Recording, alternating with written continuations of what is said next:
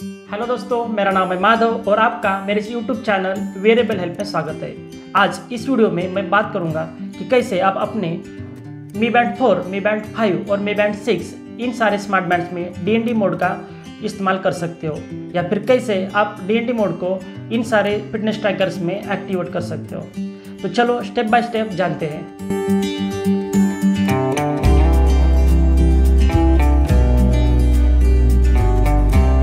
Friends, DND mode एक बहुत ही शानदार और बहुत ही इसेंशियल फंक्शंस है इन सारे डिवाइसेस के लिए। आप कभी ना कभी अपने स्मार्टफोन्स में DND मोड का इस्तेमाल कर चुके होंगे। DND मोड के ज़रिए आप अपने जो सारे नेटवर्क्स हैं स्मार्टफोन्स के या फिर टैबलेट्स के, वो सारे आप स्विच ऑफ कर सकते हो। उसके ज़रिए आप किसी भी ऐप नोटिफिकेशंस, ऐप अलर्ट्स या फिर दूसरे कोई अन्य अलर्ट्स जो है उन सबको आप स्विच ऑफ कर सकते हो।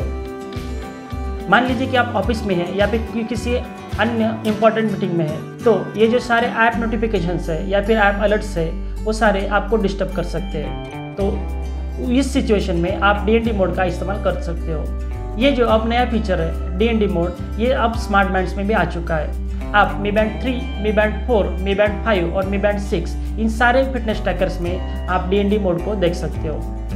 Mi Band 3 और Mi Band 4 इन फिटनेस ट्रैकर्स में आप टर्न ऑन, टर्न ऑफ और ऑटो टर्न ऑन इन तीनों फीचर्स का इस्तेमाल कर सकते हो। पर Mi Band 5 के साथ कंपनी ने एक और नया एडिशनल फीचर DND मोड में ऐड किया है, और वो फीचर है कस्टम DND मोड। इस कस्टम DND मोड में आप अपने हिसाब से DND मोड का इस्तेमाल कर सकते हो और स्पेसिफिक टाइम के बाद उसको टर्न ऑफ भी कर सकते हो। तो ये फीचर कैसे इस्तेमाल करना है मैं आपको ये इस वीडियो में ज़रूर बताऊंगा।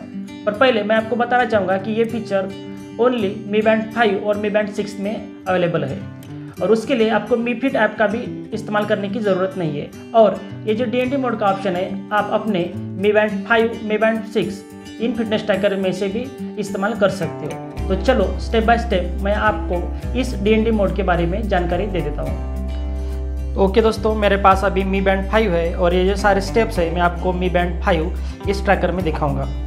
ये जो सारे स्टेप्स है या फिर कैसे आप अपने Mi Band में DND मोड को एक्टिवेट कर सकते हो, ये सारे steps Mi Band 4, Mi Band 5 और Mi Band 6 में सेम है। तो फिलहाल के लिए एग्जांपल के तौर पे मैं आपको बताऊंगा अपने इस Mi Band 5 में। उसके लिए आपको करना क्या है, आपकी जो मेन स्क्रीन है वहाँ से आप अपना फिंगर अप या फिर डाउन स्लाइड कीजिएगा।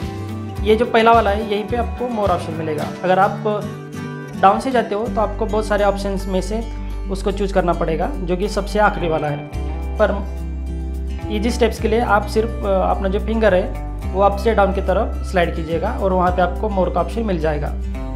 यहाँ पे इस पर क्लिक कीजिएगा। जैसे आप उस पर क्लिक करते हो तो यहाँ पे आपको DND का ऑप्शन दिखाई देगा।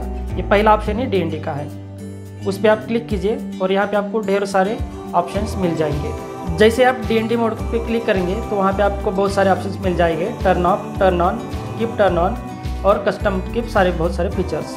तो बाय डिफ़ॉल्ट तो आपका जो Mi Band है वो टर्न ऑफ रहता है। आपको अगर ये DND मोड को ऑन करना है तो कीप DND मोड ऑन, ये जो तीसरा वाला फंक्शन है उस पर क्लिक कीजिएगा। और जैसे आप इस पर क्लिक करेंगे तो ये जो आपकी जो Mi Band है, Mi Band 4 या Mi Band 5 या फिर Mi Band 6, वो तब तक ऑन रहेगा जब तक आप उसे टर्न ऑफ नहीं करते। ठीक है। तो ऑटो टर्न ऑन में ये जो दूसरा वाला फंक्शन है ऑटो टर्न ऑन में आप जैसे ही इसको एक्टिवेट करते हो, उसके बाद जैसे आप स्लीपिंग मोड पे जाओगे तो उसके बाद ये एक्टिवेट हो जाएगा। और जैसे आप सुबह में उठ जाते हो तो उसके बाद ये ऑटोमेटिकली टर्न ऑफ हो जाएगा। यहाँ पे आप देख सकते हो कि auto turn on DND after you fail asleep, इसको क्लिक कीजिएगा, उसके बाद ये टर्न ऑन हो चुका है। अगर उसके अलावा चौथा वाला जो इसमें फंक्शन दिया गया है वो है कस्टम DND मोड का। ठीक है। इस कस्टम DND मोड के फंक्शन में आप अपने हिसाब से स्पेसिफिक टाइम सेट कर सकते हो और उस स्पेसिफिक टाइम में आप DND मोड का यूज़ कर सकते हो। बाय डिफ़ॉल्ट के लिए आपको यहाँ पे 3 ऑप्शन दिए गए हैं, 30 मिनट, 1 आवर, 2 आवर और 3 आवर। जैसे ही आप इस पर क्लिक करते हो तो मान लीजिए कि आप ये 30 मिनट्स का है, अगर आप इस पर क्लिक करते हो तो DND मोड का ऑप्शन जो है सिर्फ और सिर्फ 30 मिनट के लिए एक्टिवेट हो जाएगा। देख लीजिए अभी जो टाइमिंग है 12:55 का, और वहाँ से शुरू होकर ये 1:25 तक एक्टिवेट रहेगा। उसके बाद ये ऑटोमेटिकली टर्न ऑफ भी हो जाएगा।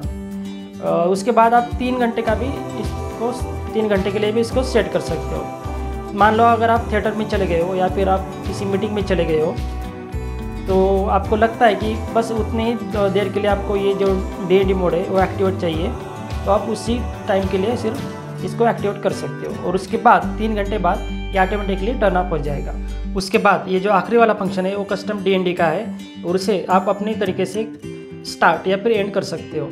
अगर मान लीजिए कि आपको 4 घंटे का या फिर 5 घंटे का भी DND मोड एक्टिवेट करना हो तो यहाँ से कर सकते हो।